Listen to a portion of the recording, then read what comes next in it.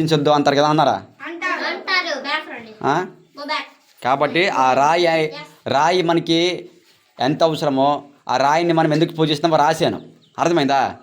అది మీరు కంఠస్థం పెట్టాలి, ప్రమాణం చేయాలి. చేయండి, చేయి చెప్పండి. నేను చెప్పింది చెప్పండా.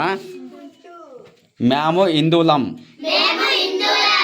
మేము రాయిని దేవుడిగా పూజిస్తాం. ఎందుకంటే రాయిలతో ఇల్లు కడతాం, రాయి లేకపోతే ఇల్లు ఎలా కడతాం? ఇల్లు లేకపోతే ఎక్కడ నివసిస్తాం? మేము నివసించడానికి ఇల్లు కావాలి. ఇల్లు కట్టాలంటే రాయి అవసరం. ఇల్లు కట్టాలంటే రాయి అవసరం. కాబట్టి రాయిని పూజిస్తాం. మీరు అంటే క్రైస్తవులు రాయిని పూజించినప్పుడు రాయితో కట్టిన మీ ఇల్లు పడేసండి. ఎందుకంటే రాయి మీకు అవసరం లేదు కాబట్టి. చెప్పండి.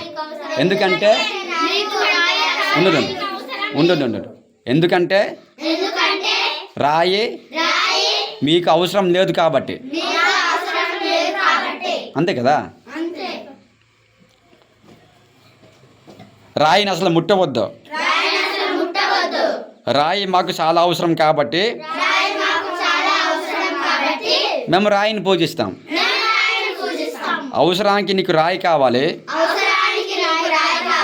ఎవరికి? క్రైస్తవులకి. క్రైస్తవులకి అవసరానికి రాయి కావాలి. చెప్పండి. క్రైస్తవులకు అవసరానికి రాయి కావాలి, కానీ రాయిని చేయి కొడతావు. మరి రాయిని చేయి కొట్టినప్పుడు చెప్పండి, రాయిని చేయి కొట్టినప్పుడు నువ్వు కట్టే ఇంట్లో ఉన్న రాయి తీసేయండి అనండి. తీస్తే ఏమవుతుంది? అప్పుడు ఇల్లు పడిపోతుంది కదా. చూసావా వాళ్ళు ఎంత ఈ దద్దమ్మలో ఛేదించండి. వాళ్ళు ఎంత ఎదవలో.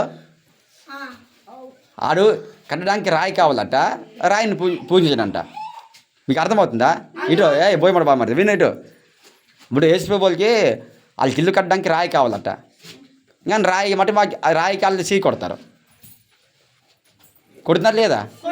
మరి సీ కొట్టినప్పుడు రాయి ఎందుకు ముట్టాలి? వాళ్ళు రాయి ముట్టకూడదు కదా. మనం రాయిని పూజిస్తాం కాబట్టి మనం రాయిని ముడతాం, రాయి ఇల్లు కడతాం. మనకి ఈ రాయి ఇల్లు కట్టే హక్కు మనకు ఉంది. ఎందుకంటే మనకి దేవతలాగా దేవుడిలాగా పూజిస్తాం కాబట్టి. వాళ్ళు అసహించుకున్నప్పుడు రాయి ఎందుకు ముట్టాలి? వాళ్ళు అవసరం లేదు కదా. అర్థమైందా? ఇది చెప్పాలి. అర్థమైందా?